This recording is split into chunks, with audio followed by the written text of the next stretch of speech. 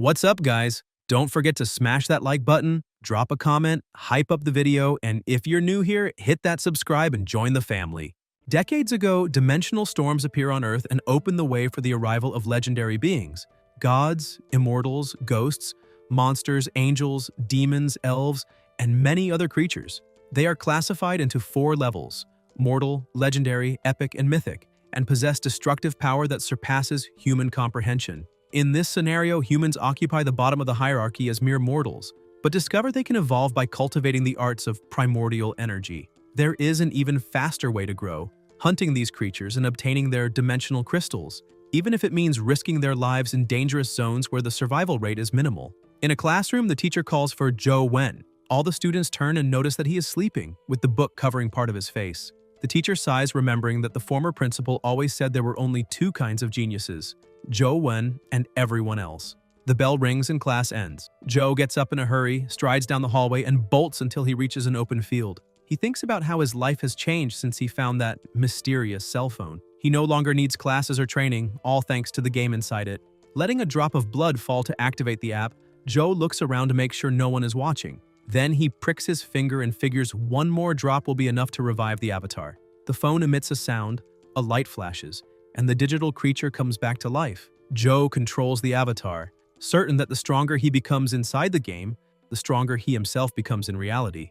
It is safe, practical, and effective. Inside the game, the avatar faces monstrous ants and, with a single strike, easily fells one of them. Meanwhile, the teacher walks the corridors and reflects that, across the league, there are 16-year-olds already cultivating primordial energy.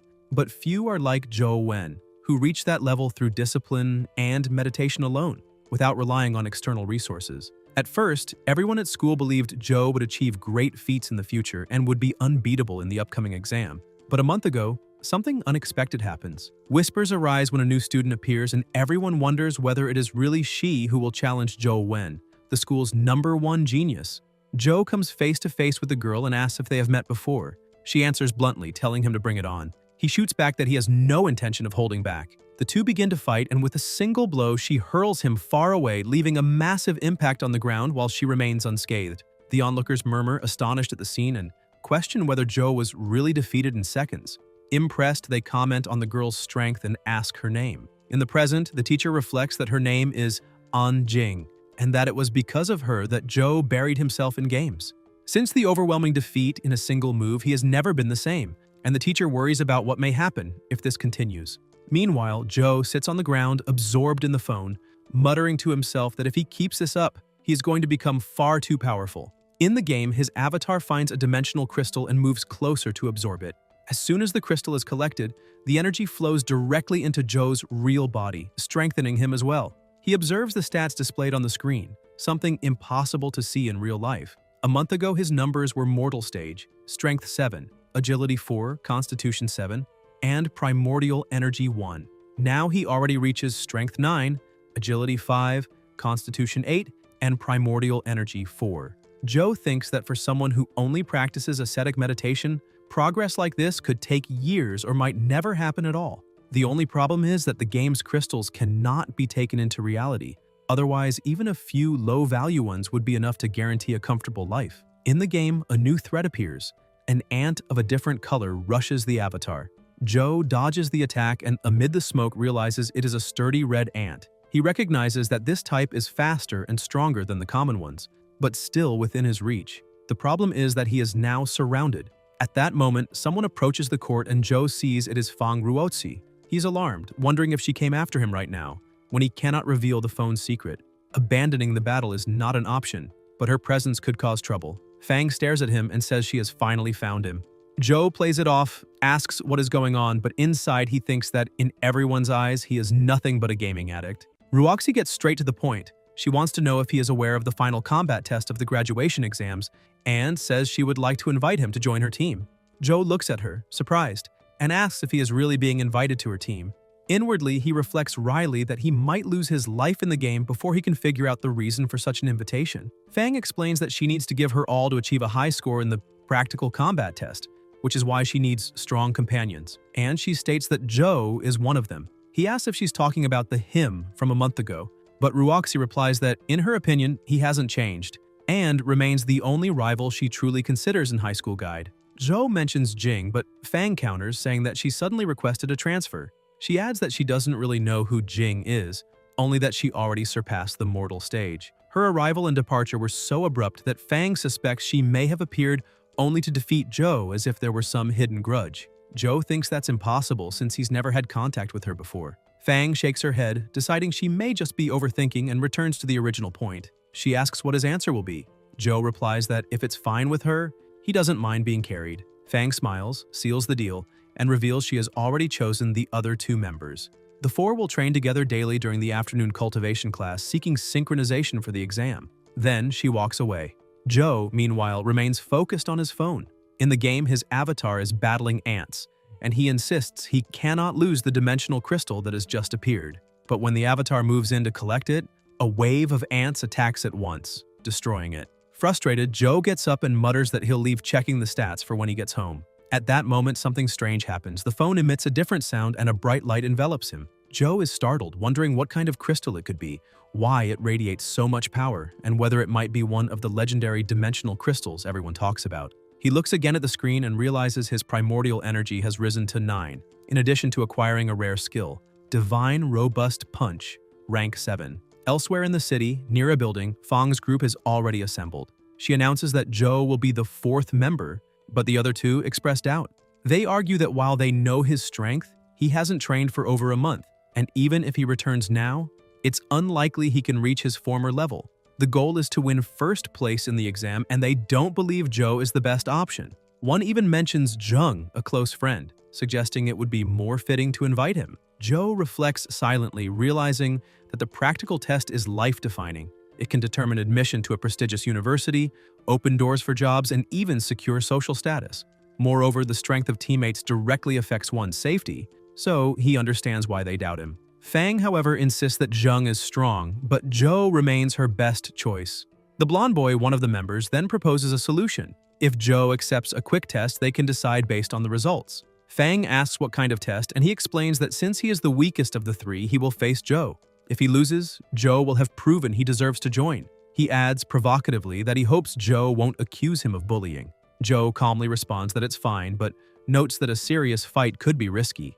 The blonde scoffs at the concern and says there's a strength meter at school. Numbers, he explains, don't mean that much, so he would prefer to measure it by trading blows. Whoever backs down loses.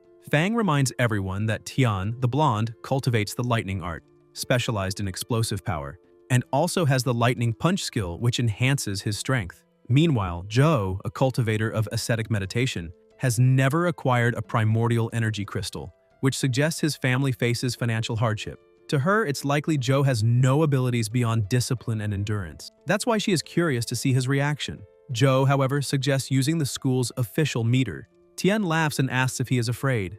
Zhou smiles back and replies yes, afraid of eliminating him with a single punch. The group heads to the school and positions themselves in front of the meter. Tian asks if Zhou wants to go first, but he answers that it doesn't matter. The blonde decides to go first. He focuses, raises his clenched fist, and delivers a powerful punch. The sound echoes through the space as the numbers quickly climb. Everyone watches intently until the meter stabilizes at 7 points. Zhou analyzes mentally. There is a difference between the game's numbers and the real meter, but it shouldn't be that big. A month ago, before finding the mysterious phone, his strength was exactly 7. Tian turns and declares it's Zhou's turn. The protagonist steps forward, raises his fist, and in the next instant, the impact of his blow produces an even louder crash. The teacher walks down the hallway, puzzled about who would be using the testing room that afternoon. When he opens the door, he stays hidden and decides to observe in silence. His eyes widen when he realizes it is Zhou Wen about to strike the meter. The impact lands, and everyone present is stunned as the numbers climb to 10. The teacher freezes, wondering how such a thing could be possible. He asks himself if Zhou has been pushing himself to desperation, if all those long hours of sleep in class were simply the result of excessive training. In the end, he concludes that the former principal had been right in his admiration. Someone at the mortal stage reaching 10 in strength has no rival in high school guide. Fang, on her part, smiles in amazement. She recognizes that he used the 1-inch punch, the most difficult technique to execute with precision, and still reached 10 without relying on any primordial energy ability. To her, it is simply terrifying. Xiangdong grits his teeth and admits that Zhou passed the test, but insists that if he thinks he can defeat him like that, he is sorely mistaken. He then asks for space. Clenching his fist, he activates his lightning punch ability. Sparks race across his arm as he strikes the meter again, raising the result to 11. Proudly, he asks Joe what he thinks. The protagonist replies simply that he did well. While staring at the numbers, Dong provokes him, saying that if he cannot surpass him, it is better to admit it. After all, there is no shame in losing to someone stronger. Joe calmly replies that if he breaks the meter, the school will make him pay. Dong assures him that if that happens, he himself will cover the cost. Joe nods in acceptance. The teacher, still hidden, does not take his eyes off the scene. Energy begins to gather around Joe's body. Xiang stares at him, confident he will not go further. After all, that device, even being a basic model with a limit of 20 points, is rarely surpassed, and very few students are capable of breaking it. Joe clenches his fist. The air around him vibrates, and Fang's eyes widen. He is about to use a primordial energy ability. His punch explodes against the device, producing a thunderous crash followed by a devastating impact. The meter shatters. Everyone is in shock. The teacher, astonished, calculates that only someone with a rank 8 or rank 9 ability would be able to destroy that equipment. He thinks to himself, there are two types of geniuses in this world. One is called Zhou Wen, and the other is everyone else. Joe looks at Dong and reminds him he had promised to pay if the meter was broken, and now asks if he intends to go back on his word. Dong takes a deep breath, admits he will keep his promise, and adds that since they have known each other for a long time and are now teammates, he will handle it. Fang observes, intrigued, and thinks that Joe is even more interesting than she had imagined. Later, Joe walks alone along the sidewalk, reflecting. He remembers Fang's words about how legendary stage cultivators do not stoop to fight mortals, yet An Jing challenged him, even knowing his condition. He has never left his hometown and does not understand where such enmity could have come from. As he ponders, his phone rings. It is his father, asking if he will attend the wedding. Joe is surprised, questioning what wedding this would be and who the crazy woman in question is. His father answers cheerfully, saying he will send a photo and asking if the new mother is not attractive. Her name is Ouyang Lan. Joe then asks where the ceremony will be. His father explains it will take place in Luoyang 1 week from now. Joe reflects that the practical college entrance exam will also be on that date, so he cannot attend even if he wanted to. Then he recalls something and asks if his father knows about that cookie tin inside the cabinet.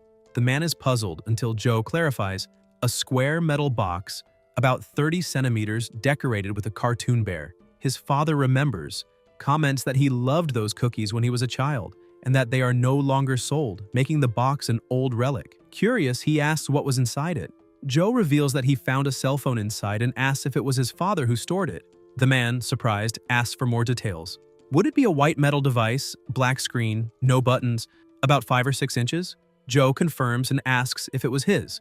The father replies no, that in fact it was Joe's grandfather's treasured possession and that he had even forgotten it existed. Joe is astonished and wants to know where his grandfather got it. His father explains that the grandfather worked as a carpenter, and during the reconstruction of the old city of Guide, he took on a job. One day, while digging an old, dried-up well, only a few workers were present. From the bottom of the well, a strange, dark light emerged. Thinking it was a treasure, they believed they would become rich. When they descended, they found an ancient, decayed wooden box, nearly disintegrated, riddled with holes through which the light leaked. When they opened the box, there was only a cell phone inside. The device was still powered on at first, but it soon went dark as if the battery had died.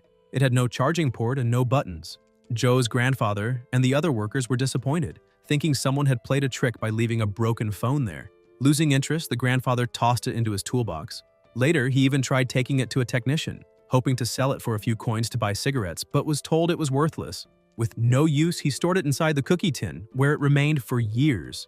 Now, Joe's father asks if he plans to sell it to make some money. Joe questions whether he himself had never managed to turn the phone on, and thinks with relief that if his father had really traded it for cigarettes, he would throw himself off a bridge. His father, unconcerned, says he doesn't understand how Joe plans to power up a broken phone, especially after so many years. He's already given notice about the wedding, so it's up to Joe to decide whether he'll attend or not. The call ends. Joe stays thoughtful. The phone was found in an old well in the city of Guide, and that's exactly where the practical exam will be held. He decides that if he gets the chance, he will search for that place. He also realizes he forgot to ask his father whether he had offended anyone. Then he returns home and resumes his routine, playing on the phone, attending classes only to sleep, while his team trains seriously for the exam. Days later, a boy runs away in fear. Someone shouts for him to stop, and by accident, he bumps into another student, falling to the ground. His partner helps him up and asks if he's okay. The boy apologizes nervously, while the group he collided with simply turns their backs and walks away.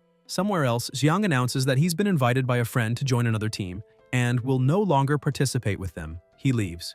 Zhou notices the situation and wonders whether Fang will find someone to replace him, since it will be difficult to do so at this stage. He asks his partner if he knows that Tian has left the team. Li Ji replies that he does, and unfortunately, he too will no longer be able to follow Zhou. Zhou insists on knowing the reason, but Li Ji asks him not to, claiming it's Zhou's fault. At that moment, Fang approaches. Zhou reassures her, saying he already knows and she doesn't need to worry. Ruoxi, however, apologizes. Zhou insists it's him who should apologize.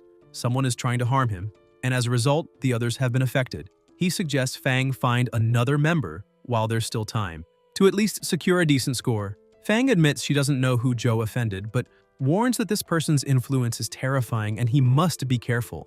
Zhou walks alone, reflecting that the practical exam is inevitable and extremely important, but now he doesn't know how he'll find reliable teammates. Shortly after, the principal calls him in for conversation. He explains that the title Superintendent is only honorific. The true name is Tianzuo. He asks Zhou if he's sure he doesn't know him. Zhou insists he doesn't. The principal frowns, recalling that Zhou even criticized him when he visited the city of Guide. Zhou asks who exactly this man is. The principal explains that the Earth League is divided into 4 regions: North, South, East, and West. Tianzuo, though still young, already belongs to a prestigious family and at 20 years old, holds a high position as an army officer of the Eastern District. He is influential, powerful, and respected. Zhou asks if this man has something against him. The principal replies not necessarily, but reminds him that when Tianzuo declared Zhou wasn't good, it opened the door for those who want to flatter him to do whatever they want against Zhou.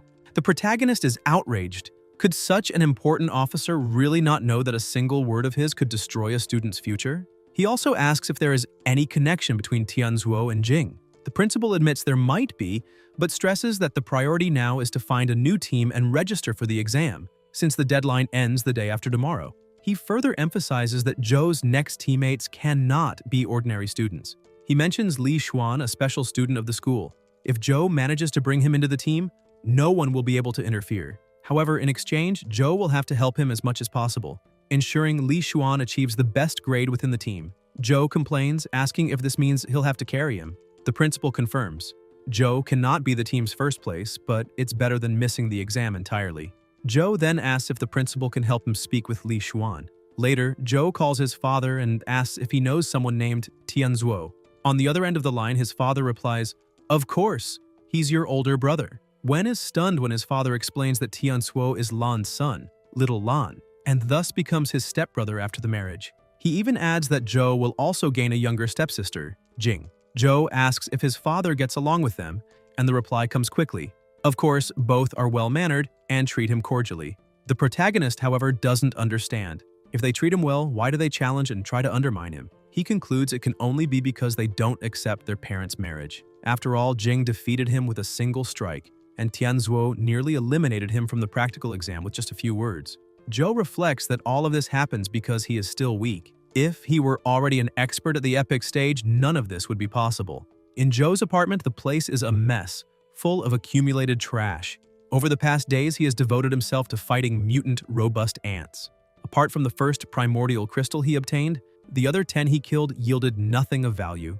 Then suddenly, a new light appears in the game. Zhou realizes he has dropped something special and thinks it might be a companion beast egg. The chance of obtaining such a creature at the mortal stage is extremely rare. They usually only appear at the legendary stage. The avatar crouches, touches the egg, and it cracks, releasing a brilliant light.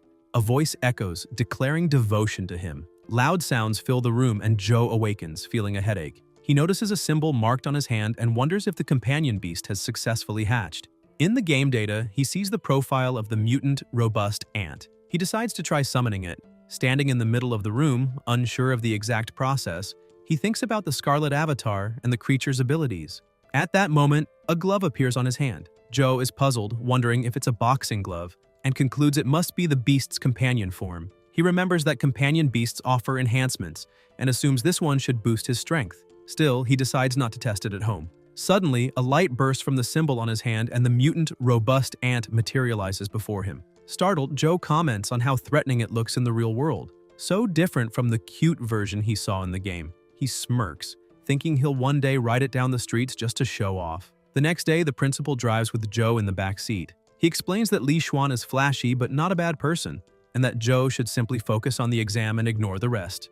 Joe replies that he knows what to do. They arrive at a VIP nightclub in Haining. The principal warns that he'll look for the second son of the Li family and escorts Joe to a private room. The atmosphere is filled with music and luxury.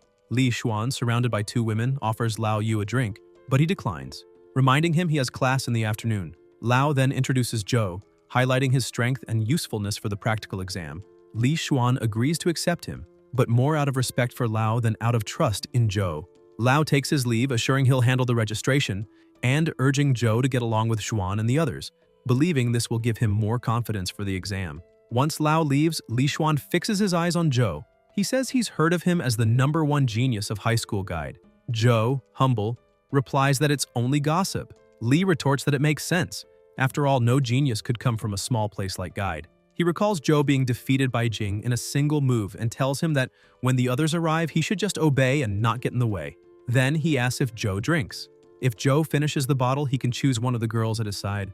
Joe thanks him and refuses, saying he doesn't drink. Li watches him with disdain, thinking Joe sank into gaming addiction just because of one defeat, and that Lao debased himself too much to request this favor. He whispers into one of the women's ears and she smiles mischievously. She gets up and walks over to Joe, curious about the game on his phone. She asks if it's fun, and he replies that it is. She teases him, asking if it's more fun than her. She touches his face, trying to get his attention, but Joe stays focused on the battle against a silver-winged ant, extremely fast. The girl presses further, pulling his face toward hers, but Joe keeps playing, repeating that he needs to dodge in the game. Annoyed, he pushes her away, making her fall to the floor. Li spits out his drink, laughing uproariously. In the game, Joe is defeated and mutters that he lost his life. Li Xuan observes it all, intrigued, and concludes that this crazy guy, at the very least, is interesting. After the drinks are gone, Li lies on the bed resting, while Wen keeps playing on his phone. His avatar once again faces the silver-winged ant, but this time, a flying beast swoops in and decapitates him, resulting in yet another defeat.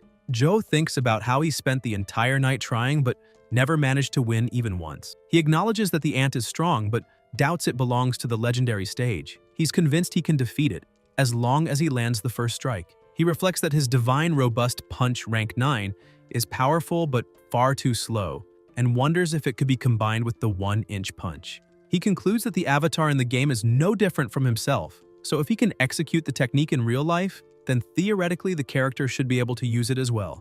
Joe begins practicing the movements, simulating the 1-inch punch. Li, watching through the mirror, finds it odd to see him training at that hour. He recognizes the technique, but dismisses Joe's exaggerated form, thinking it's nothing but a parlor trick, nothing special. He decides to ignore it and goes to sleep. The next day, the written portion of the entrance exam begins. Wen and Zhuan participate normally and, after finishing, leave the room. Days later, on the bus headed toward the old city of Guide, Joe reflects on the location. Decades ago, during the dimensional storms, a rift opened in the city and transformed the area into a dimensional zone. Animals nearby suffered various mutations, and now, outside the city, armed soldiers and tanks patrol to prevent unauthorized entry. It's in this environment that the combat test will take place.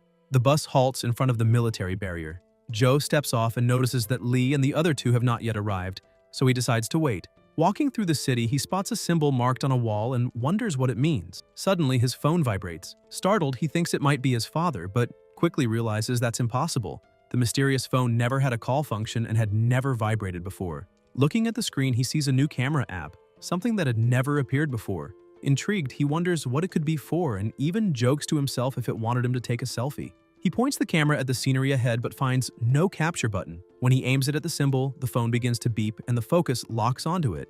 Joe realizes the device is charging something and questions whether it has turned the city into a dungeon within the game. With nothing else to do, he decides to test it. He lets a drop of plasma fall on the screen and a bright light bursts out. The avatar appears in motion, and Joe realizes he is inside the old city of Guide. Right ahead, a creature emerges, a skeleton soldier.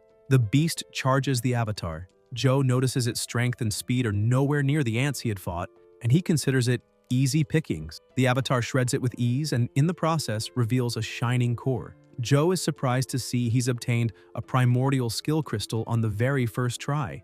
He grabs the crystal and activates it. The pain isn't as intense as when he acquired the divine robust punch. The system notifies him that he has obtained the skeletal palm ability with low primordial energy consumption. Joe recognizes it as the typical ability of skeleton soldiers, low rank, but useful for its minimal cost. He quickly decides to test it and has the avatar activate it. Mounted on the robust ant, he charges at other skeletons and begins defeating them one by one. After some time, he thinks he's played enough and only managed to get that crystal. But then something different happens. A group of skeletons appears, led by a much larger one whose presence exudes overwhelming energy. The pressure suffocates him. The skeleton moves with high speed, strikes brutally, and hurls the avatar far away, ending the game. Joe stares at the phone, then turns his gaze back to the symbol in front of him, located near the gate of the old city. At that moment, he feels someone's presence approaching. Turning around, he sees Jing standing behind him. She stares at him in silence. After that, Joe holds an object and remembers his encounter with Jing when she handed him a flash drive, saying Uncle Feng had asked her to give it to him. Joe asked about his father, but Jing replied that her uncle's efforts were useless, that no matter how valuable something might be, it would only be wasted in the hands of someone drowning in self-pity.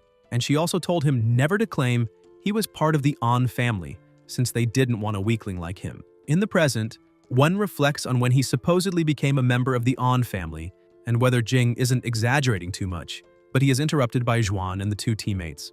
Li repeats what Old Man Yu explained, that Joe just needs to relax and follow along with them. They'll take care of the rest. The protagonist thinks that's great since it saves him energy. The blonde assures him he can relax and asks what kind of genius would ever show up in a small town like Guide, adding that on his own he could already guarantee first place. The boy in the beanie adds that they'll do their best and nothing will go wrong. Joe realizes that Zhuan didn't even introduce him to the two, confirming that they're nothing more than lackeys. A voice echoes, calling all candidates to the proctor station, announcing that the exam will begin soon. Fang calls her team together, and upon noticing Joe, he smiles and waves. Ruoxi wishes him good luck. Then, a strong light accompanied by thunder and a loud crash fills the place. The proctor appears and announces that in this evaluation, the candidates must eliminate skeleton soldiers and collect their crystal cores, which will be counted to determine their score and final ranking. Finally, he wishes everyone good luck. The landscape transforms, dark with streaks of light, and Joe realizes this is the dimension created by the disaster. He watches closely as portals open and groups of armed skeletons emerge. The team prepares to fight. The boy in the beanie decapitates a skeleton with a single strike. The blonde grabs another, smashes it, and rips its head off easily. Joe observes and concludes that he really doesn't need to worry, which is perfect since it gives him time to test his theory. Zhuan watches him, suspicious that he might be playing again, and wonders if there's really something special about that phone. Wen mentally confirms what he already suspected. Not only the city gate, but the entire surrounding structure is identical to the game. If the game map is an exact copy, then the skeleton general must exist here as well. Based on the explored areas, he knows there is still a huge distance between them and the creature, as long as they don't cross the exam boundaries. The boy in the beanie suggests pushing forward since almost all the skeletons in the area have already been wiped out. The blonde adds that the respawn rate has slowed down and to guarantee a high score, they need to go deeper. Joe warns that if they go too far, they'll leave the boundaries and it could be dangerous.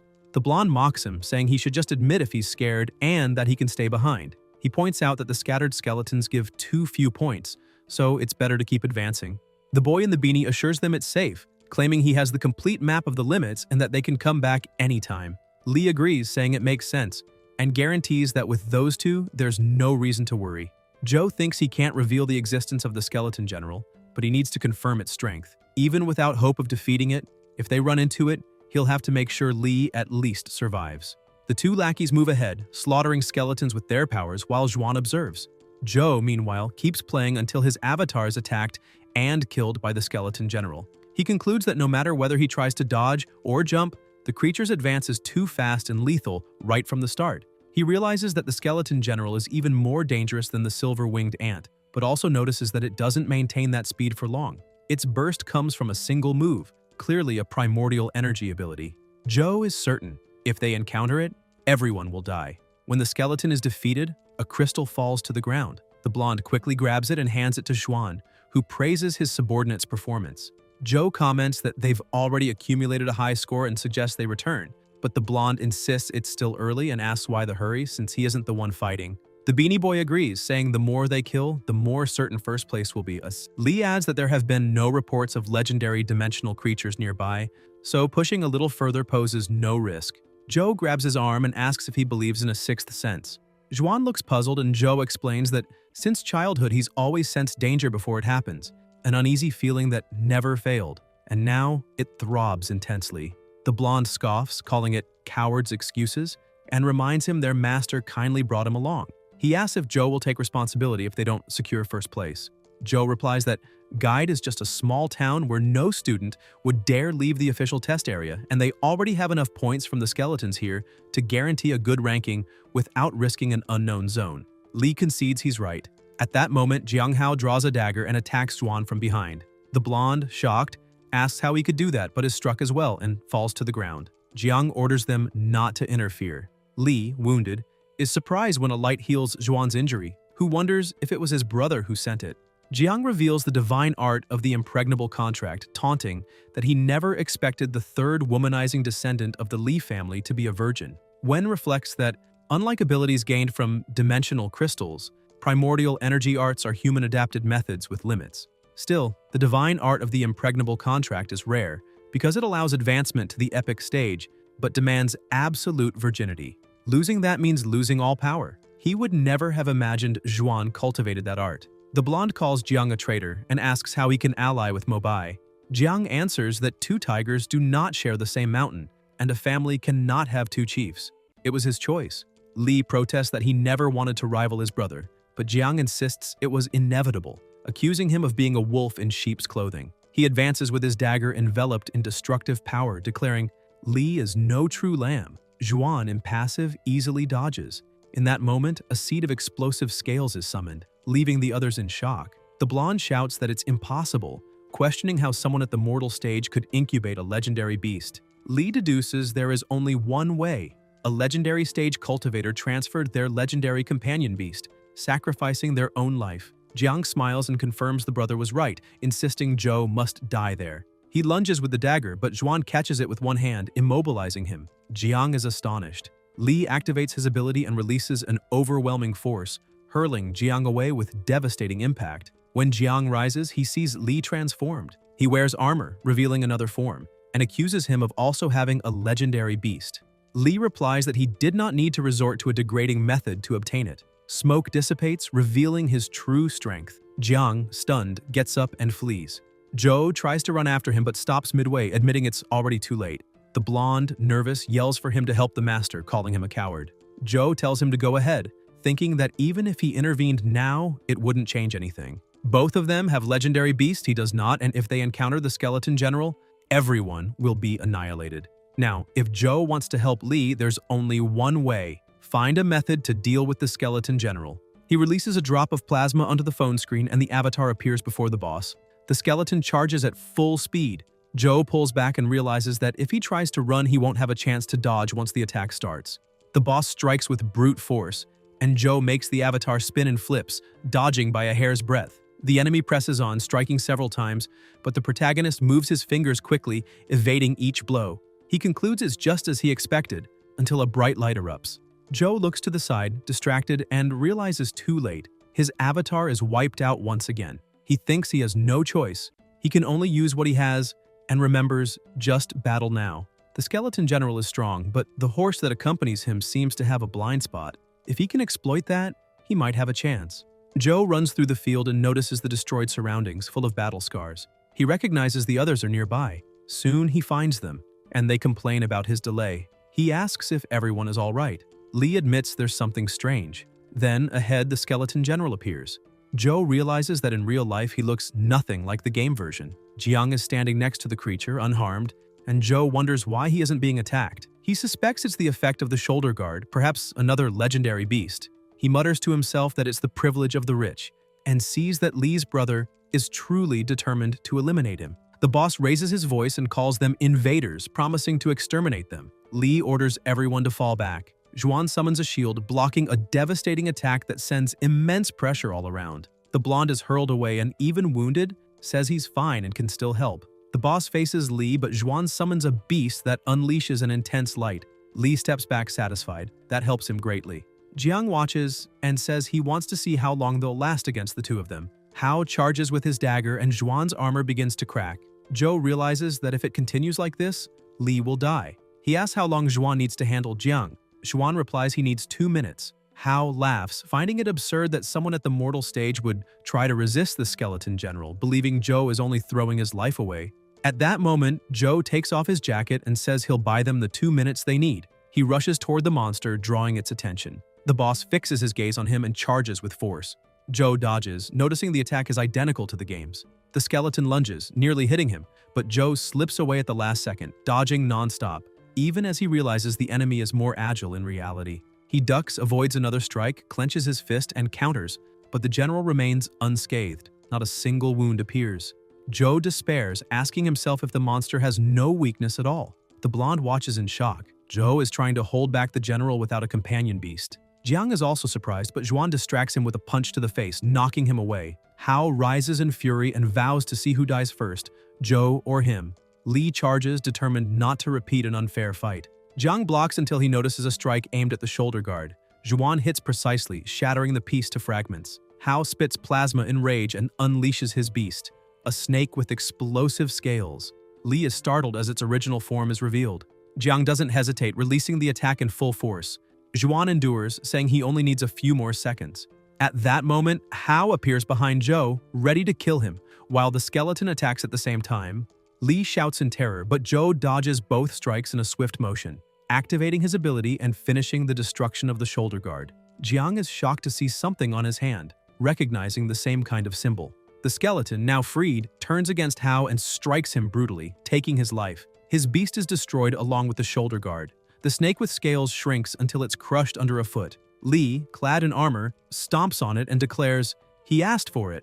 A blue light begins to spread and soon intensifies, accompanied by a deafening sound. Zhou watches and thinks the beast is out of its cage. The skeleton general unleashes overwhelming power. It strikes so fast, he barely has time to react. Zhuan appears in front, blocking, but the Black Knight's armor starts to crack. Wen realizes it's about to reach its limit. The group retreats and Li takes the lead, saying he'll draw the monster's attention so they can find a fatal opening. The skeleton's skull shows fractures. Zhuan distracts the creature, shouting for the others to act quickly or they'll all die there. Zhou runs forward, fist clenched, wrapped in intense flames. The blow explodes with power and causes a violent detonation. When the smoke clears, the enemy is still standing. Zhou thinks he already expected that. The general glares at him and counterattacks, but one dodges and Li blocks. The protagonist activates his ability again and delivers another explosive strike. Zhuan complains that despite so many attacks, none has truly caused damage. Zhou points at the scar and says, "That's the spot." The skeleton charges again. Li sees the mark and agrees, saying they should bet everything on it. Zhuan dashes forward, Zhou follows, and Li gives the signal. At the exact moment, Zhuan unleashes his ability, creating an opening for Zhou to get close to the boss and strike with full force, decapitating it. The pressure of the impact sweeps across the area. Zhou smiles triumphantly as the smoke dissipates, and the general lies fallen. He approaches a glow and retrieves an item. Zhuan is shocked, asking if it's a companion egg, and remarks that Zhou is lucky. The protagonist looks back and offers the item, but Li refuses, saying that without him they'd already be dead and that he can accept it as a gift. Zhou agrees, but Li warns that his primordial energy is still too low to incubate a legendary egg, so he shouldn't rush. Wen studies the egg carefully. Zhuan notices the symbol on his hand and asks how he got a companion beast, recalling that he himself only incubated the Black Knight thanks to his divine art of the impregnable contract. Zhou replies that his is just a mortal beast. Li explains that generally legendary creatures are stronger than mortals, but the weaker the beast, the lower the drop rate, which makes mortal eggs even rarer than legendary ones. Zhuan calls him a lucky bastard. Zhou mentions Liang's death. Li answers that he deserved it and that he'll take care of it. Wen grows thoughtful until Zhuan pats his shoulder and reassures him, saying that after this he'll be able to enroll in any university he wants, because he himself will guarantee his admission. The three exit the portal supporting the injured blonde. Li speaks briefly with the proctor and bids farewell to Zhou, who boards the bus and departs. The bus stops and Zhou remembers Li's words about being able to apply to any university now, since he'd secure his spot. A chill runs through the protagonist's body and he wonders if he's anemic from losing too much plasma in the game. Walking absent-mindedly, he accidentally kicks someone lying on the ground. Startled, he wonders if it's a corpse, but soon realizes the man is still breathing. The elder adjusts himself and sits on a bench. Joe asks if he's all right, and he answers yes, just suffering from persistent pain. Relieved, Joe prepares to leave, but the man calls him back, suggesting they chat. Joe replies he's not much for talking.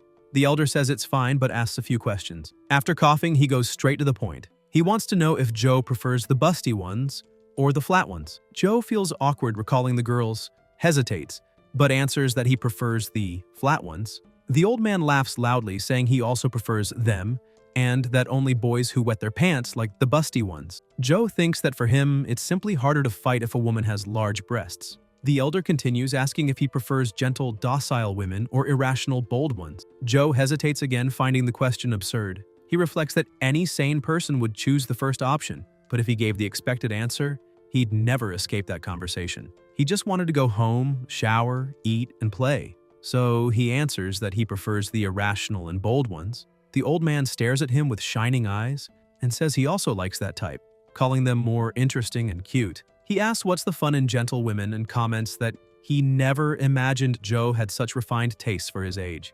The protagonist covers his face with his hand, thinking no one would actually choose that type of woman. The elder declares it's rare to find someone with good taste like him and says he's impressed. Joe asks where he lives and if he'd like company home, but the old man just stares and comments that he'll only be able to flirt with the ladies if he stays healthy. He explains that without good physical condition, he'll run out of energy no matter his tastes. Joe realizes he wasn't even listening. Finally, the elder hands something to the protagonist, saying he liked him, and that this gift would serve for him to practice the art of primordial energy. The protagonist looks at the object in his hand and wonders what kind of primordial energy art it might be. The old man states that once he masters the technique, he'll be able to tame any troublesome woman, guaranteeing results. Joe thinks ironically that it sounds like a primordial art for flirting with girls. He thanks him but says he already practices another art. The elder retorts that ascetic meditation is useless and that the celestial demon treatise may not be first class, but it's hundreds of times stronger. Joe is surprised and asks how he knows he practices ascetic meditation. The man replies that despite his pale appearance, his skin glows and his bones are firm, clear marks of that cultivation. He advises him to stop immediately before ruining his future and insists he accept his art, which is 1,000 times better. Joe thanks him again but refuses, thinking he has never heard of this treatise, and that if it were false, it would just be a scam. If true, such a gift surely hides dangerous intentions. It's strange to receive something so valuable from a stranger. He says he's leaving and starts to walk away. Suddenly, the man orders him to stop. Joe trembles and realizes he cannot move. He's pulled back to stand in front of him. The elder introduces himself. Jing Da Oxian. Joe shudders as he recognizes the name, recorded in history books as the cruelest and most terrifying man of humanity, born in the chaotic era of the dimensional storms. The same one who plunged into the Plasma League and single-handedly killed 27 epic stage specialists. Soon after elsewhere, Daoxian asks if Joe wants it. He replies yes. The old man glares and says he must be bluffing, that deep down he'd never have the courage to cultivate his art. Joe thinks it's true. If he learned and was discovered, the League would hunt him, just as they did with Daoxian. The old man then gives up, saying even if he handed it over, Joe wouldn't know how to cultivate. He then rummages inside his clothes and pulls out another manual, saying this one is far more entertaining and asks if he wants to practice it. He places the scroll in Joe's hand and asks if he'll refuse this time. Joe replies no. Daoxian closes his eyes, stretches out his hand, and leaves calmly. Joe gasps for breath, wondering if he's still being watched. He concludes he has no choice but to accept, stores the scroll, and runs off, determined to head home. At that moment, League soldiers appear, investigating the energy reaction they detected and ordering searches. Joe thinks they're probably after Dioxian, but that it has nothing to do with him. Later, at home, he shuts the faucet and wipes himself dry, reflecting that in a single day, Lee had been attacked, and he himself encountered a legendary demon from the stories, when all he wanted was peace to play. He doesn't know if the art he received will bring him anything good. As he lies in bed, he feels relieved, but his heart races and visions of monstrous hands surrounding him flash in his mind. Joe wakes up startled, runs to the bathroom and vomits, wondering if it has to do with the art. He notices a letter beside him where it reads, Lost Immortal Sutra. He holds it, intrigued, and wonders if perhaps there's nothing wrong with the League's box. He questions whether he really just has anemia. The next day, he washes his face and feels better without nausea. He decides that since he's awake, he'll play. He cuts his finger and drips plasma onto the phone. The system notifies full loading of the ancient imperial city. Joe focuses, and soon his avatar once again faces the skeleton general. He thinks that at least the creatures in the game and in real life don't interfere with each other, which gives him a chance to try again. He charges at the enemy but is defeated once more. Throwing the phone aside, he thinks that perhaps the general in the game is weaker than in reality, but without the Black Knight, he has no chance unless he fights without making a single mistake. The exam results won't come out for a few days, so he'll have time to keep trying against the skeleton general. The problem is that he has no idea how much plasma he'll waste on this obsession. Shaking his head, he sighs and decides to go eat some chicken pastries. The only way is to try not to lose his life, so Joe decides to stock up on food since he's going to spend the next few days playing non-stop. He runs out, buys a variety of snacks, and returns home. After devouring everything, he opens the game once again. On the battlefield, the avatar dodges an attack, jumps, and aims at the scar on the skeleton's head. The strike lands perfectly, and finally a dimensional crystal appears. Joe cheers in satisfaction, but immediately notices something odd. When checking his stats, they have an increase to 13 as expected. He concludes he has reached the limit of the mortal stage. He thinks maybe he could use ascetic meditation to advance to the legendary stage, but remembers what Jing had said. That technique was nothing but trash. He wonders where he could find a high-level primordial energy art, and if, in the end, he'll have to cultivate the one Deoxys gave him, until an idea comes. Joe goes to his desk, grabs the flash drive Jing had given him, and thinks that if it really came from his father, maybe this is what he needs. He hesitates, telling himself it's unlikely, but still plugs it into the computer. On the screen appears the name of the technique, Solar Bombardment Art.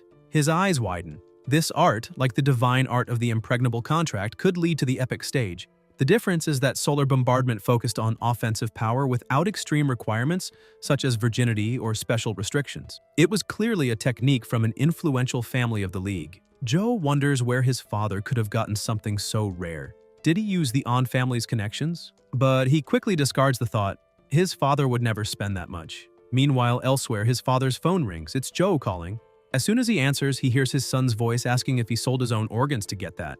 Irritated, the man snaps at him to watch his mouth. But Joe insists, seriously this time. He wants to know where he got the solar bombardment art. Silence hangs heavy. Finally, his father asks what art he's talking about.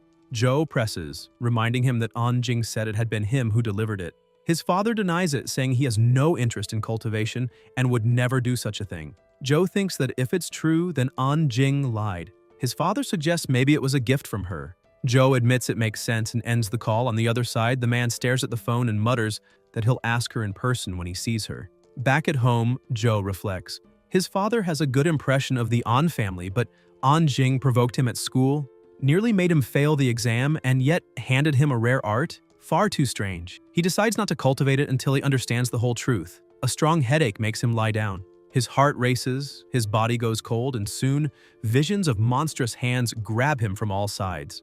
Joe jolts awake, runs to the bathroom, and vomits, convinced this has to do with Jing Daoxian. He recalls the old man had said he had another interesting art. He takes the scroll in hand and wonders if it could help him solve the physical issues. Opening the manual, he's surprised. The text glows, describing the relation between primordial art and the human magnetic field. It really looks like the beginning of an authentic technique. Joe sits on the floor, reading intently until he loses track of time. Later, he gets up, prepares something to eat, and goes back to reading. But something strange happens.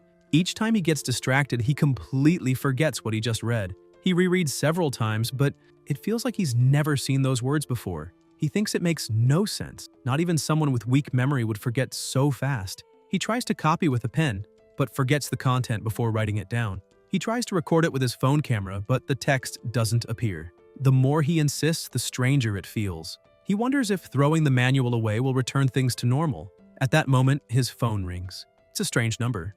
Joe answers, and to his surprise, it's Lee, asking if he's already decided which university he's going to. Wen answers absent-mindedly that he was just playing and then remembers that the exam results are being released that day. Xuan asks if he'd like to go to the same university as him. Joe is surprised, asks for details, and Lee points to the scoreboard. He placed first, Joe second. The university is Twilight. Joe asks about this institution, and Xuan explains that it just discovered a new dimensional zone where a very rare companion beast was recorded, making it the obvious choice. Wen thinks to himself that if he remembers correctly, Twilight University is in Luoyang, territory of the On family. Later, still at home, he keeps playing. On his phone, the avatar runs from a flying ant. Joe activates his skill, launches flames, but the creature dodges and counterattacks. cutting him in half. He rubs his head in frustration, thinking he should have progressed more by now. He didn't expect the gap between him and the silver-winged ant to be so wide. Besides being extremely fast, it could also fly. He asks himself how he could ever defeat it. At that moment, someone knocks at the door. Wen asks who it is and upon opening, finds Li Xuan walking in as if it were his own home. Zhou wonders when he invited him and stares, remembering that Li had already mentioned going to Twilight. Ignoring that, Li hands him a document and asks him to read it. Zhou opens it and asks what it is. Xuan explains it's a secret paper from the university, highlighting a passage. A dimensional creature from that new zone had the visceral form. In other words, this type of companion beast could replace vital organs. Zhou asks what's so special about that. Li explains seriously that, for example, if a heart were destroyed, that creature could replace it instantly, granting its owner a second life. He asks how many people wouldn't covet such a thing, emphasizing it's infinitely more precious than any ordinary beast. Zhou admits it sounds useful. Xuan presses if he really understood, but Zhou just thinks he did, only lacking the patience to indulge him. Li adds that since the zone is under Twilight's jurisdiction, only its members can enter. When the news spreads, the best students in the world will rush there, but enrollment slots are limited. Zhou gets up and states he's going to Twilight, determined not to be left out. Xuan teases, saying he heard the An family is also going, and asks if he's afraid. Zhou retorts, afraid of what, and declares he'll enroll immediately. Li smiles and suggests he pack his bags since they'll head to Luoyang together. Meanwhile, investigators analyze computers connected to street cameras on Xiangjun Road. In the footage, a boy appears. An agent says he made contact with Jing Daoxian and that they can track him. On the road, Li's car crosses a bridge. Zhou, in the passenger seat, thinks the travel time has doubled because of the dimensional zones. Now that he's hit a bottleneck in the game, continuing to play would just waste plasma. He wonders what he'll do if he can't keep playing. Almost dozing off, he jerks awake, remembering it would be a problem if he had another sleep paralysis inside the car. Dizzy, he questions if he has a fever and recalls Daoxian's words. To flirt with the girls, he needed to be healthy. Otherwise, he'd run out of energy, even with good taste. Zhou thinks health is indeed important and concludes he'll have to moderate his gaming from now on. Cursing Daoxian as a bastard, he promises himself he'll end him once he's strong. At that moment, he feels a strange energy. He pulls the manual from his pocket and sees the art glowing. Lost Immortal Sutra. Wen thinks his partner is busy cultivating and won't pay attention to him. He decides to use the boredom of the trip to practice. He begins cultivating and a bright light flows through his body. When he looks again, he realizes the manual has disappeared from his hand. Confused, he lowers his gaze and perceives words engraved in his mind. Shocked, he understands he has finished reading and assimilating the entire Lost Immortal Sutra. A bright light begins radiating around Zhou's body, and he realizes he can no longer use ascetic meditation since the panel has changed. He wonders what kind of primordial energy this is, as his stats have exceeded the mortal stage limit by 9 points. Either way, he knows he's grown stronger. The car stops, and Li announces that everything has been arranged and that they'll stay there until they head to the university. Zhou stares at him, thinking he really is a bourgeois. They enter the house, and Xuan comments in surprise if he really lives alone without any servants. Wen confirms and thanks him for the drink, but wonders if Li actually cleans that mansion himself. Shortly after, Li's phone rings. He answers, excited, talking about a new club, asking them to prepare the best spot, saying he's heading there right now. Hanging up, he explains that he's going out.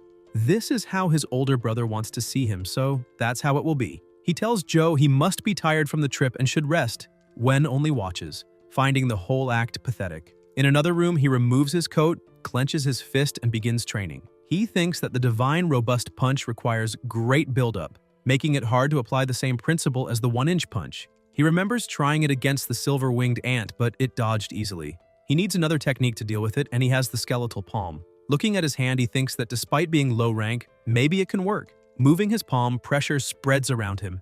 It's faster than the robust punch, and the compatibility with the 1-inch punch is surprising. He trains for hours until exhausted, realizing he's burned through all his primordial energy. He decides to test it in the game. Dripping plasma on the screen, the avatar reappears. He leaps at the flying ant but feels his energy draining. Dodging the attack, he notices his energy partially restores and is stunned. The Lost Immortal Sutra is accelerating his recovery. The avatar unleashes the skeletal palm at full power, causing a devastating explosion. The system notifies his achievement, Advanced Skeletal Palm, now rank 10. Zhou thinks that consuming 5 points of primordial energy, it must be as powerful as the divine robust punch. Mutant ants are no longer a challenge, so he decides to test it against the skeleton general. Since he already defeated it, he resets the game. He keeps fighting it multiple times, learning its attack patterns. In one attempt, the avatar lands the gray palm on the general, causing a colossal impact. At that moment, someone opens the door. Joe wakes up startled and sees a girl approaching. She asks who he is, why he's there alone, and where Lee is. Joe answers that he went out.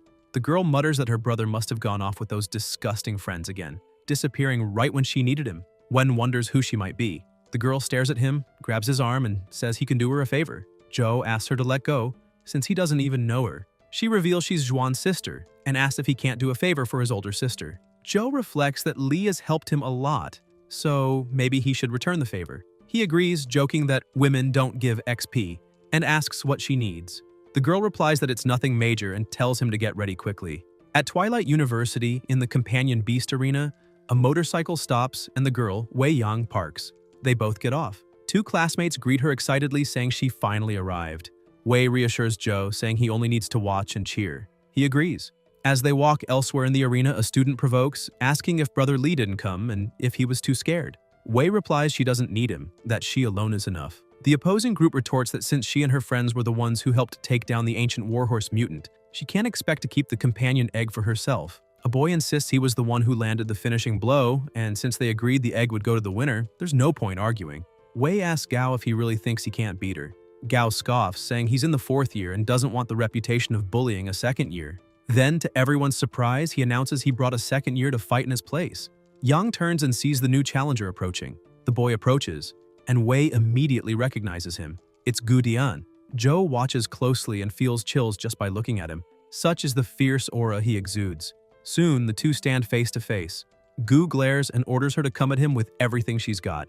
Yang releases an intense aura and replies she won't back down. Wei's partner, frightened, whispers that it's better to give up the companion egg. Joe, curious, asks who that guy is. The girl explains quietly, Gu is known as the demon of the university, someone who on his first day alone defeated a 4th year who picked on him. Wen wonders if this brute is really that powerful and whether Wei has any chance against him. Gao mocks, asking if she's scared. Yang, firm, charges forward, telling him to keep dreaming. Wei attacks, but Dian blocks with ease, his defense unshakable. She presses with a flurry of blows, but Gu remains immovable, deflecting all without effort. When she attempts a kick, he grabs her leg and mercilessly slams her against the ground. The impact is brutal, cracking the floor. Gu states coldly that she's no match for him. Wei, bruised and bloodied, struggles to her feet, declaring she won't give up. Dian kicks her away, repeating the question if she still wants to continue. Her friends beg to leave the egg, saying it's not worth it. The blonde reinforces, reminding them they already agreed to give up. But Wei, stubborn, insists she'll keep fighting. Before she can finish, Gu charges again. A powerful aura spreads as he declares his victory in advance. Wei, even fallen, insists she'll go on. Gu closes his fist, about to strike her. At that moment, Joe rushes in, outraged by her recklessness, and blocks the blow. The impact reverberates, but he prevents her from being hit. Surprised, Gu asks who he is. Wen introduces himself as a newly admitted student of Twilight University. Gao laughs and says they'll soon be classmates, questioning if Joe wants to play the hero to save the girl.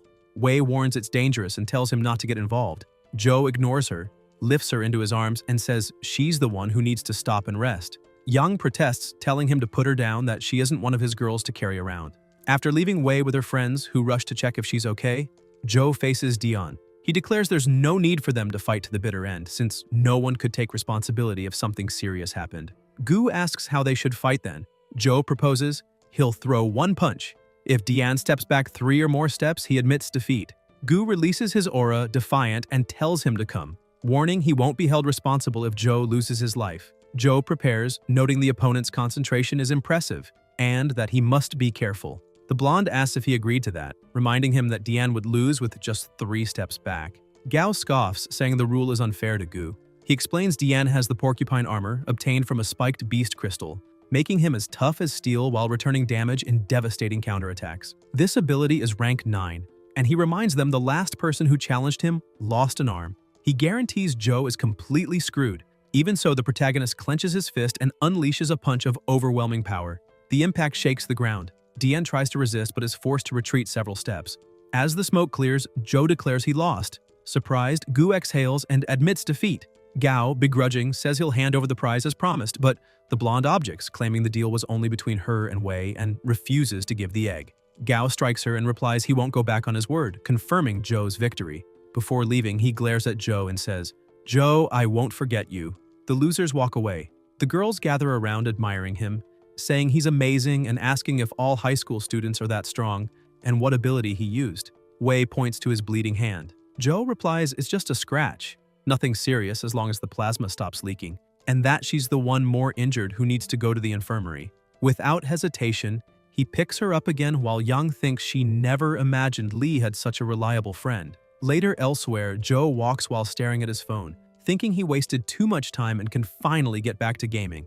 Lee arrives home, goes to knock on the door, but the door is already lying broken on the floor. Joe raises his hand quickly and says he can explain. It was his sister who kicked the door down, and he hadn't even opened the game yet. Xuan taps Joe on the shoulder and asks if he remembers the dimensional zone mentioned earlier.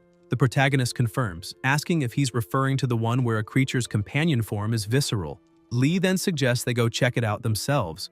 Joe questions if that's even possible, recalling that, as far as he knows, no one can access zones before officially enrolling in the university. Xuan smiles confidently and tells him not to underestimate him. Their entry is already guaranteed with him.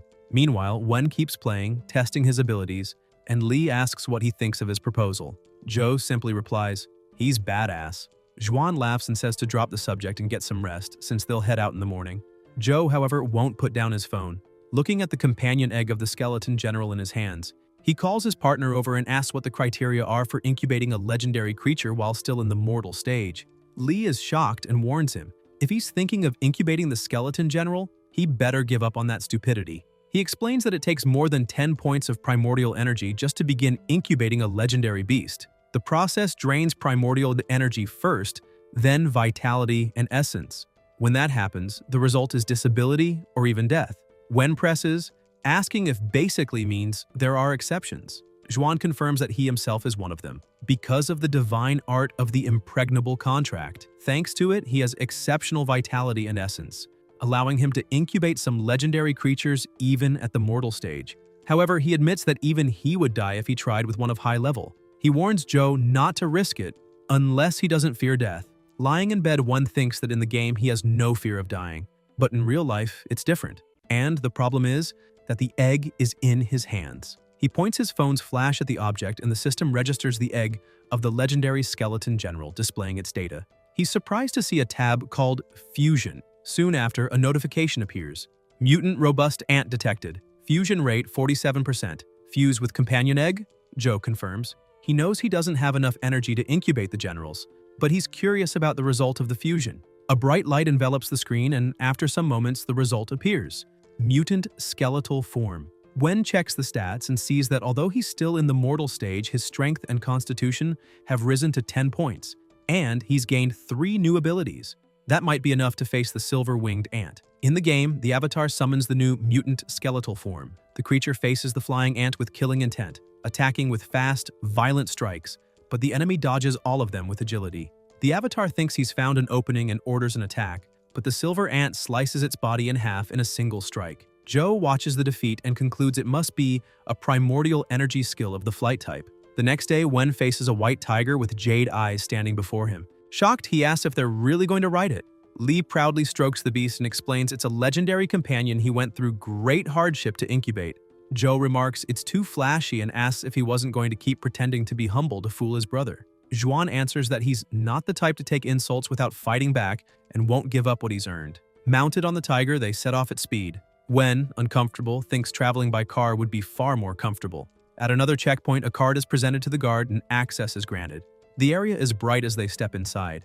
They are in Luoyang, a historic city that was once the capital of 13 dynasties and after the dimensional storms became home to countless zones underground. The specific place they're visiting is called the Buddha Underground City. As soon as the door opens, they find a noisy marketplace. People trading strength crystals for speed crystals, vendors offering detailed maps, merchants vying for customers. Some recruit members for teams shouting about vacancies. Lee takes it all in and scoffs, saying it looks more like a parakeet fair than a dimensional zone. He explains the army has already exterminated the creatures on the outskirts, so the entrance is safe. The problem is the goods for sale are junk, but he reassures Joe that they have access to internal maps used by the army itself. Joe wonders if there's really anything he can't reach. Further ahead, he and Xuan arrive at a different spot, and Lee says this must be the Lotus Pond, where the legendary Buddha heart lotuses grow. Wen immediately notices a symbol on the ground, the same he had seen before. Without hesitation, he points his phone's camera at it and confirms his suspicion. This place has also become a dungeon inside the game. Lee complains, telling him to stop fooling around taking pictures and to follow along. The two walk together until a bright light illuminates the area, revealing ahead a dense green river with glowing flowers scattered around. Zhuan explains that these are the Buddha heart lotuses, whose companion form is a heart. Zhou observes from a distance and questions why no flowers grow near the bank and if it wouldn't be possible to reach them by swimming. Lee answers firmly that no, because the water of that pond is lethal. It can dissolve the flesh of anyone who dares enter, reducing them to skeletons in seconds. At that moment, a different presence appears, a boy with wings flying over the river, confirming that the only way to reach the lotuses is by air. He summons his sword and darts forward, slicing several flowers with quick, agile movements. Zhou watches, impressed by his speed. Lee, however, scoffs, saying he doesn't see the fuss since the Luo family, though famous on the sword path, isn't anything special. Still, he thinks to himself it would be amazing to have a companion beast with the ability to fly. Zhou then suggests they explore other areas since there must be more creatures in the region. Zhuan agrees but stresses that this specific area has been classified by the army as dangerous and unknown. Curious, one asks why. Lee explains that many soldiers lost their lives exploring here without being attacked by anything. They simply dropped dead, all with multiple organ failure. He warns that it's not worth risking their lives on meaningless adventures. Suddenly, the river bubbles violently, emitting a deafening roar. Something gigantic emerges from the water, a terrifying monster. Zhou and Lee watch in fear, unable to identify exactly what kind of creature it is. The river churns even more and one of Luo's wings is struck. He struggles, begging his beast to endure, but the monster unleashes a flaming attack that destroys his wings completely, forcing Luo into a fall. Zhou yells for him to be careful, and Zhuan warns that if he hits the water, it'll be the end. At the last moment, Luo manages to land on a flower, narrowly escaping death. Lee notes that he must have a primordial energy skill of the lightness type, but even so, he's far from the shore. He then asks what his partner is up to, since Zhou has his glove dipped into the water. Wen realizes that, as he suspected, the glove doesn't corrode, since the water only attacks flesh. Lee presses, asking what he's trying to do. Zhou answers that he intends to save the boy. Luo jumps from a flower, panicking when he realizes there's nowhere to land to gain momentum. The river surges aggressively, preparing another strike. At that moment, Zhou summons his electric ant, which appears on the water. Luo, desperate, sees the creature and manages to land on its back. Zhou orders the ant to move and it shoots forward quickly, dodging the aquatic monster's attacks. Luo, relieved, holds on tightly as blasts of energy strike the surface behind them. In moments, the electric ant reaches the bank, carrying both of them out of danger. Luo, panting, looks at Wen and asks the name of the one who saved him. Zhou answers and Luo thanks him sincerely, swearing to repay the favor one day. He introduces himself as Luo and departs shortly after. Lee is stunned by the creature he saw, asking what kind of companion beast it was.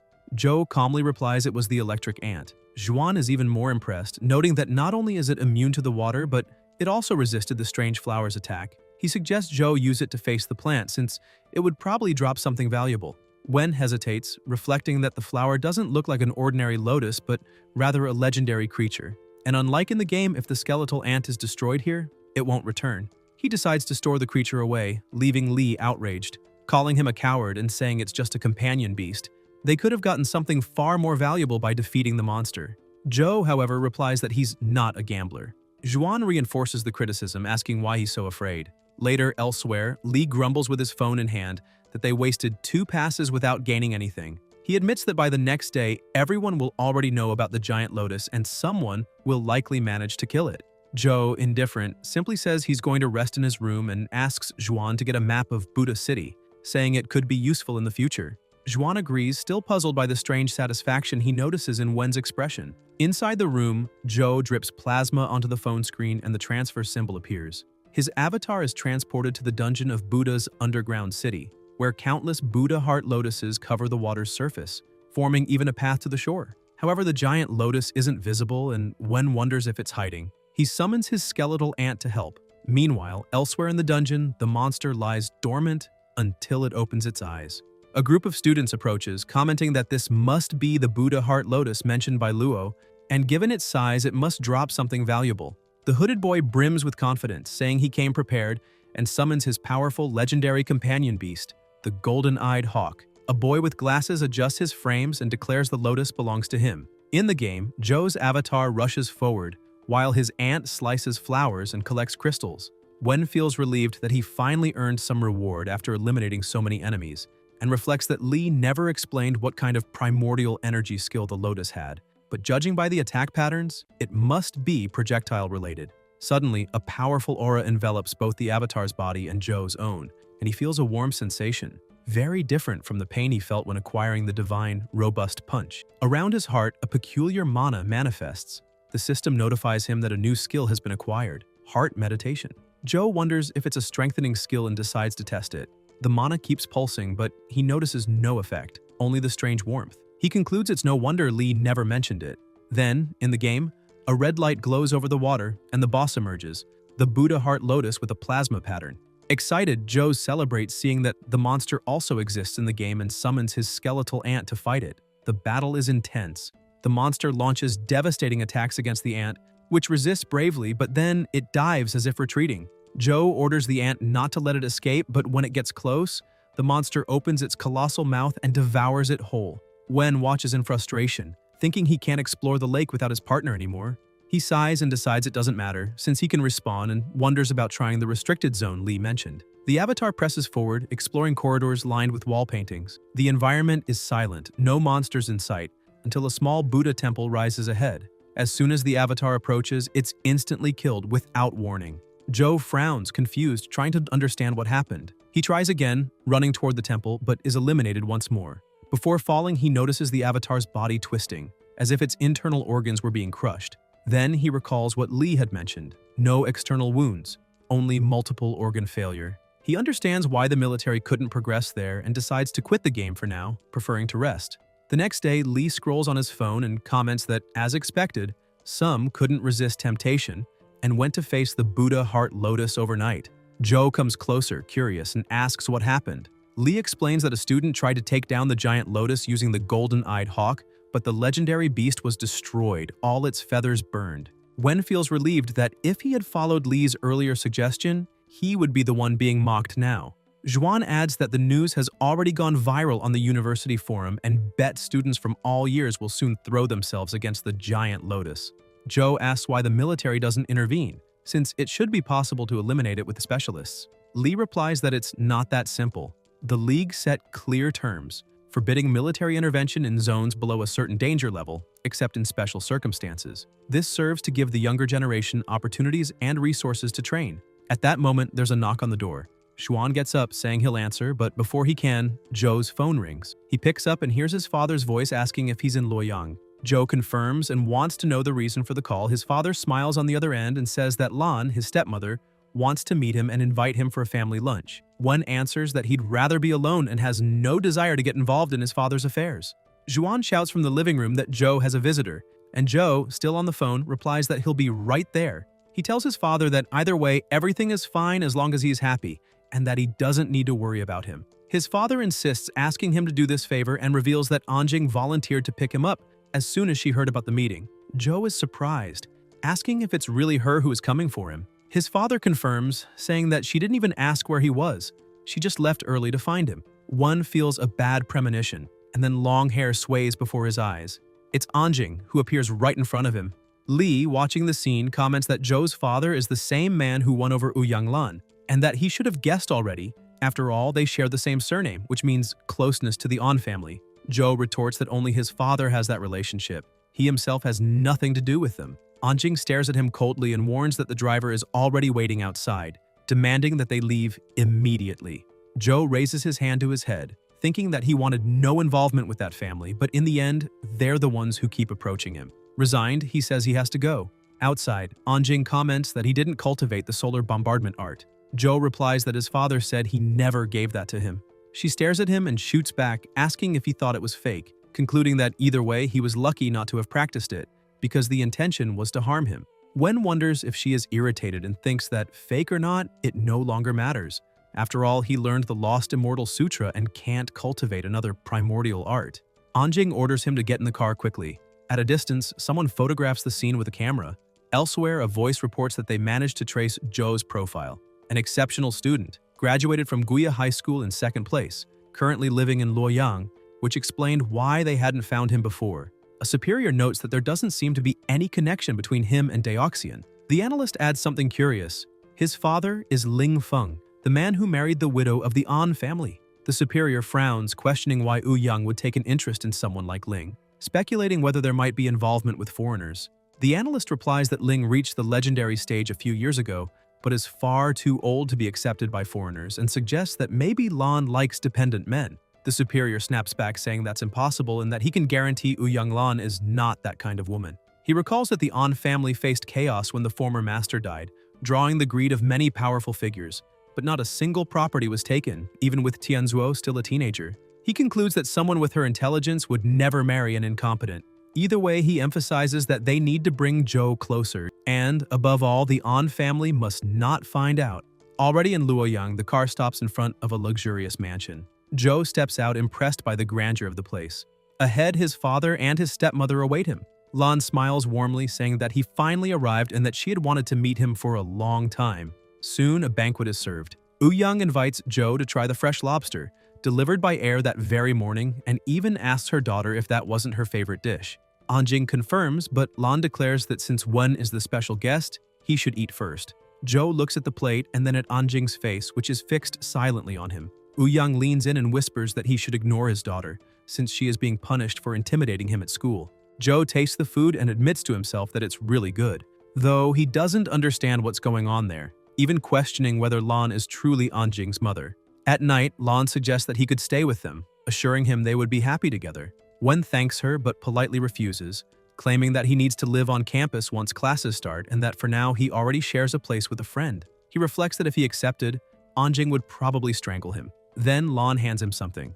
Zhou asks what it is, and Ouyang explains that it's an access card to a private dorm room at Twilight University. Ling had mentioned that he preferred to live alone, so they arranged the gift without asking. Zhou thinks that, indeed, having a room just for himself would be great. He could play without interruptions, suddenly, and wonders how his father knew about that need. He thanks them for the gift.